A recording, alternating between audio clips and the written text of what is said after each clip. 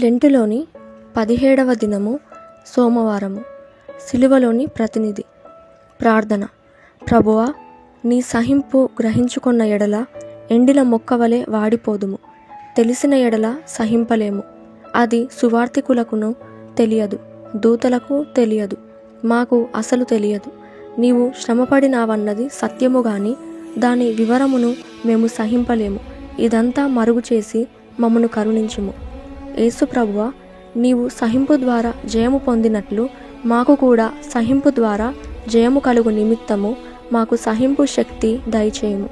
మేము జయించి జయము పొందక ముందు సహించి జయము పొందే తరుణము దయచేయము. మేము పాఠములో ఏర్పరచుకున్న ప్రకారము నీవు 8 పర్యాయములు 8 విషయములలో సహింపు కనబర్చినట్లు మేము కూడా అన్నిటిలో సహింపు కనపర్చే దారుఢ్యము అనుగ్రహించుము. ఒక విషయములో సహింపు కలిగి ఉండుట వల్ల మాకు ప్రయోజనము లేదు. కాబట్టి అన్నిటిలో, అన్ని కాలములలో, అన్ని విధములైన అవస్థలలో సహింపు, ఓపిక, ఓర్పు అనుగ్రహించుము. మేము సహించేటప్పుడు నీ సహింపు మాకు జ్ఞాపకము చేసి నీ సహింపులో నుండి సహింపు అందుకునే విశ్వాసము దయచేయము. సహించే రక్షక, మేము సహించే వధువులమై యుండే కృప దయచేయము. ఎన్నో పర్యాయములు మా అనుభవ ప్రకారము మా సహింపునకు కదలిక, తగ్గింపు, అంతరింపు కలుగుట చూచుచున్నాము గనుక మా సహింపును దిట్టపరచుమని వేడుకొనుచున్నాము. నీవు త్వరగా వచ్చదవని వాగ్దానము చేసినావు. మా దృష్టికి నీవు ఆలస్యము చేయుచున్నావు అని తోచుచున్నప్పుడు స్వాభావికముగా సహింపు కదలిపోవును. గనుక అట్టి కదలని సహింపు వలన పెండ్లి కుమార్తె వరుసకు మమ్మును భద్రపరచుము. ఒక్కొక్క సహింపు తరుణములో నా అనుభవమునకు కొంత అనుభవమును, నా సిద్ధపడుటకు కొంత సిద్ధపడుటయును నాకు అనుగ్రహింపుము. మహిమకు కొంత మహిమయును చేర్చబడును గనుక ఈ చేర్చబడుటకు నేను దూరము కాకుండే ధైర్యము దయచేయము. నీకు వచ్చిన శోధనల వంటి శోధనలు నాకు రావు అని నేను అనుకొనకుండునట్లు నాకు జాగ్రత్త గల జ్ఞానోపాయము లభింపజేయము. శ్రమలో పాల్గొనుట వల్లనే మహిమలో కూడా పాల్గొందుమని పెద్దలు చెబుచున్న వాక్యమును జ్ఞప్తి యందుంచుకొనగల జ్ఞాపక శక్తి లభింపజేయము. ఓ ప్రభువా, నీ శ్రమ ఎంత గొప్పదో ప్రవక్తలకు గాని, సువార్తికులకు గాని, దూతలకు గాని తెలియదని తలంచుచున్నాము. ఒకవేళ మాకు తెలిస్తే మేము ఉండము. నీ మహిమ మాకు మెరుగు అనగా చాలును, సరిపోవును గనుక అట్టి స్థితిలో మమ్మును స్థిరపరచుము. ఆమెన్. శుక్రవారము మహా సంతోషకరమైన దినము.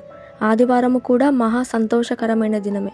అందరూ శుక్రవారమున దుఃఖింతురు, అయితే ఆ దినమే విముక్తి దినము. శుక్రవారము శిలువ మీద జయము, ఆదివారము పునరుద్ధాన జయము. శిలువ మీద క్రీస్తు ప్రభువుకు కలిగిన జయము, ఆదివారమున పునరుద్ధానమును బట్టి జయము. ఈ రెండును 2 విధములుగా కలిగినవి. నా దగ్గరున్న 15 బూరలతో నేను మాట్లాడుచున్నాను. ఈ బూరలు శుక్ర, ఆదివారములు వినబడును. చాకలివాని బట్టల శబ్దము మనకు వెంటనే వినబడును, అయితే అది కొంచెము సేపు ఉండును. అలాగే గొడ్ల చావిడిలోని శబ్దమును ఉండును. ఈ సమయములో ఆ శబ్దముల వైపు కాక అందరూ శిలువ వైపు చూడవలెను. అటువంటి మనోనినాదం ఉండవలెను. చివరి వరకు అది ఉండవలెను. 2 మనోనినాదములు, 1 శిలువ, 2 సంగములను తలంచుకొనవలెను. యేసుక్రీస్తు యొక్క శ్రమ చరిత్రలో జయము, యేసుక్రీస్తు యొక్క పునరుద్ధాన చరిత్రలో జయము. ఇవి సంఘము పొందవలసిన జయములు. వీటిని ప్రభువు పొంది చూపించెను. సంఘము శ్రమలో జయం పొందవలెను. అలాగే సంఘము తన పునరుద్ధానములో జయం పొందవలెను. యేసుక్రీస్తు ప్రభువు శ్రమలో ఎన్ని రకముల జయములున్నవి? హెబ్రీలకు రాసిన పత్రిక 12వ అధ్యాయం 2వ వచనములో సిలువను గురించి 1 యేసుక్రీస్తు మన ప్రతినిధి అయి జయం పొందెను.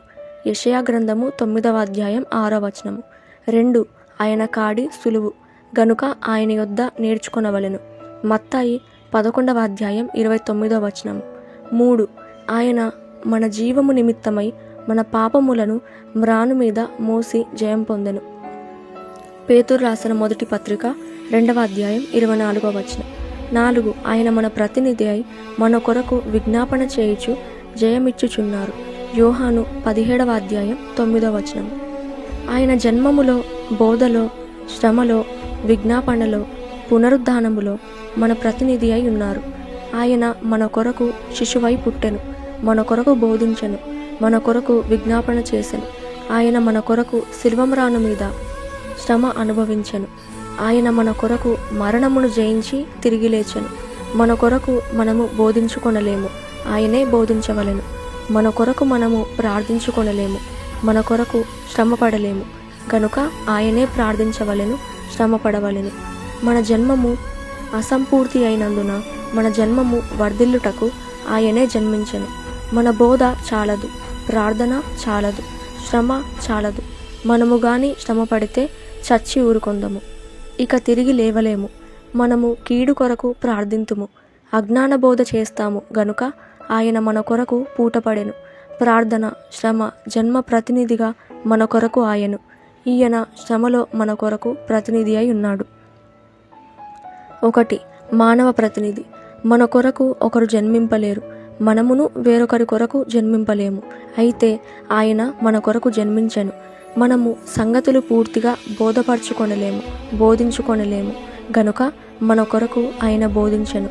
మనము మన కొరకు సరిగా ప్రార్థించుకొనలేము గనుక ఆయన ప్రార్థించెను.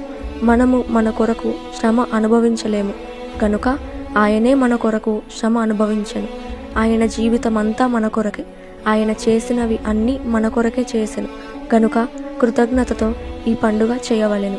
నా కొరకే నీవు శ్రమపడినావు గనుక వందనములు అని పైనున్నవన్నీ సంఘములతో చెప్పించవలెను. సంఘము చేత ఈ రీతిగా స్తుతి ప్రార్థన చేయించవలెను. 2. శ్రమలో ప్రతినిధి.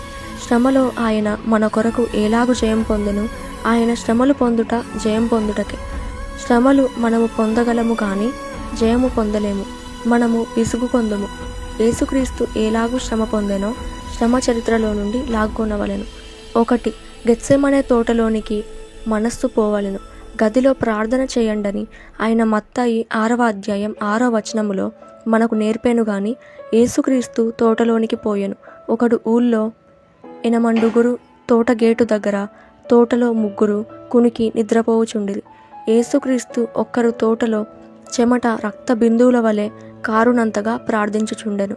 ఆయన అంత శ్రమలో ఉన్నారు. ఈ శ్రమ తప్పించు తండ్రి అని ప్రార్థించెను. అది శ్రమలకే గుర్తుగాని సంతోషమునకు కాదు గనుక రక్త బిందువుల వల్ల, వేదన ప్రార్థన వల్ల శ్రమ కనబడుచున్నది. తొలగించుమని ప్రార్థించుచున్నాడు గాని తండ్రి నీ చిత్తమన్నాడు. విసుగుకుంటే ఆ గిన్నె తీసివేయవలెను అని ప్రార్థించెను గనుక సంఘము ఆయన వేదనలోని ఓర్పును గ్రహించవలెను. ఆయన శ్రమలో సహింపు వల్ల జయం పొందెను. గెత్సెమనే తోటలో కారిన స్వేద రక్త బిందువులను బట్టియు, తొలగింపుము అనే మాటను బట్టియు ఆయన శ్రమ ఎంత గొప్పదో గ్రహించగలము. కానీ నీ చిత్తము అని చెప్పడం వల్ల ఆయన ఎంతగా సహించుకొన్నాడో తెలియచున్నది. కాబట్టి సహింపు వల్ల ఆయన జయం పొందెను, రాబోయే శ్రమల గిన్నెను సహించెను. 3. బంధింపబడుటలో ప్రతినిధి. తోటలో ప్రార్థన చేసిన తర్వాత శిష్యుల దగ్గరకు వచ్చి వారిని లేపి గేటు దగ్గరకు వెళ్ళగా రౌడీలు ఆయనను అరెస్టు చేసిరి. ఆయన తండ్రిని ప్రార్థించినట్లయితే సైన్యమును పంపును. అరెస్టును సహించుట వల్ల ఆయన గెత్సెమనే తోట వెలుపల శ్రమలు పొందెను. అరెస్టు చేసినప్పుడు తప్పించుకొనుటకు శక్తి లేని వాని వలె పట్టుబడి సహించెను. అట్లు జయం పొందెను. 4. సిలువ మోసిన ప్రతినిధి. నేను మోసికొని పోలేను అని ఆయన అనలేదు. సీమోనును బ్రతిమిలాడలేదు, మాలలేదు. ఆయన మోస్తూనే ఉన్నాడు. కడ వరకు సిలువ మోసి సహించెను. సిలువ కర్ర మోసి విసుగకుండా సహించుట వల్ల జయము పొందెను. తూలినను సహించెను. ఇది సహింపు ద్వారా పొందిన జయము. 5. తీర్పులు సహించిన ప్రతినిధి. ఆయన తీర్పులు సహించుట వల్ల జయము పొందెను. కయప తీర్పు, సన్హెడ్రిను తీర్పు, పిలాతు తీర్పు, హేరోదు తీర్పు, పిలాతు తీర్పు రెండవసారి మొదలగునవి. ఈ తీర్పులు సహించుట వల్ల జయము పొందెను. ఉదాహరణకు జడ్జి గారికి తీర్పు విధించి దోషిగా నిలువబెట్టి దొంగను జడ్జిగా చేసిన ఎంత కష్టము. యేసుక్రీస్తు రేపు పిలాతుకు తీర్పు తీర్చవలెను. కయప ప్రధాన యాజకుడు. అయితే యేసుక్రీస్తు ఆ ప్రధాన యాజకునిచే అబద్ధ సాక్ష్యం పొందెను. అందరికీ తీర్పు తీర్చగల నమ్మకమైన సత్య సాక్షి యేసుక్రీస్తే. అయితే ఇప్పుడు ఈయనకే తీర్పు. పంచాయతీలో తీర్పు యజమాని చేయవలెను, అనగా సన్హెడ్రిను వారికే ఆయన తీర్పు తీర్చవలెను. అయితే ఆ నీతిపరునికి నీతి లేని వారు మరణశిక్ష విధించిరి. ఆయనలో ఏ నేరమూ లేదని పిలాతు గ్రహించిన చివరి వరకు ఆ మాట మీద లేడు. కోర్టు నుండి బోధ వినిన పిలాతు భార్య ఆయన పక్షమాయెను. 1000 ఏండ్లలో సర్వలోకమునకు ప్రభువు తీర్పు తీర్చనయున్నను ఆయన ఇప్పుడు తీర్పు పొందుచుండెను. నేను కలుగజేసిన మానవుని వల్ల, అన్యుని వల్ల, నేరస్తుని వల్ల, స్వజనుల వల్ల తీర్పు పొందనయున్నాను. ఇది ఆయనకు కలిగిన గొప్ప అవమానము. హేరోదు కోర్టులో యేసుక్రీస్తుకు నిలువబడుట ఇష్టముండదా? చిన్నప్పుడు పారిపోయెను గాని ఇప్పుడు కోర్టులోకి పోయెను. ఈ అవమానమంతయు ఆయన మన కొరకు పొందెను. స్వజనుల వల్ల తీర్పు, అన్యుల వల్ల తీర్పు ఎవరి కొరకు ఆయనకు వచ్చెను? వారందరి కొరకు ఆయన తీర్పు పొందెను. ఆ తీర్పు సహించుట వల్ల ఆయన జయము పొందెను. మన ప్రధాన యాజకుడైన యేసు ఇహలోకపు ప్రధాన యాజకుడైన కయపా వల్ల తీర్పు పొందెను. సంఘ నాయకుడైన యేసు యూదుల సంఘము వల్ల తీర్పు పొందెను. 1000 ఏండ్ల శాంతి పాలన చేయనయున్న రాజైన యేసు రోమా ప్రభుత్వములోని అధికారులకు పిలాతు వల్లను, హేరోదు వల్లను తీర్పు పొందెను. 6. శరీర బాధ సహించిన ప్రతినిధి. చేతులలోని పోట్లు, కాళ్ళపై పోటు, ప్రక్కలో పోటు, తలపై వేసిన జల్లెడపోటు ఇవి ఆయన సహించెను, విసుగు కొనలేదు. ఈ సహింపు వల్ల ఆయన జయము పొందెను. దాహము అణుచుట చేత వలన బాధ, ఈలాగు దాహబాధను అణుచుకొనుట వలనను ఆయన జయం పొందెను. 7. అపహాస్యము పొందిన ప్రతినిధి. ఇతరులను రక్షించినవాడా, రక్షించుకో, దేవాలయమును పడగొట్టి 3 దినములలో లేపువాడా, దిగిరమ్ము. ఈ హేళన సహించుట వలన జయము. గుద్దుట వల్ల, రెల్లు పుడక వల్ల, రక్షించుకో అని అనుట వల్ల, వీటి వల్ల ఆయనను హేళన చేస్తే ఇది ఆయన సహించెను, జయము పొందెను. 8. మరణమును జయించిన ప్రతినిధి. ఆయన మరణమును, సమాధిని జయించెను. నేను మరణించను, సమాధికి వెళ్ళను అని అనేవారెవరూ లేరు. మరణము లేనివాడు మరణమును సహించుకొన్నాడు గనుక జయము. సమాధి అవసరము లేనివాడు సమాధికి వెళ్ళి సహించి జయించెను. శర తొలగింపుము అనే మాటలోను, ఏల చేయి విడిచినావు అనే మాటలోను, స్వేద రక్త బిందువులలోను ఆయన శ్రమ ఎంత గొప్పదో గ్రహించగలము. శిలువ మీద తాను మనిషై దేవా అని ప్రార్థించెను, కుమారుడైతే తండ్రి అని ప్రార్థించును. ఒక మనిషి వలె గొప్ప బాధలో చేయి ఎందుకు విడిచితివనెను. ఆయన మన ప్రతినిధి అయినందున ఇన్ని విధములైన శ్రమలను, అవమానములను సహించుకొని భరించెను. అట్టి ధన్యత ఇక్కడ చేరిన వారికిని ప్రతినిధి అయిన క్రీస్తు ప్రభువు దయచేయునుగాక. ఆమెన్.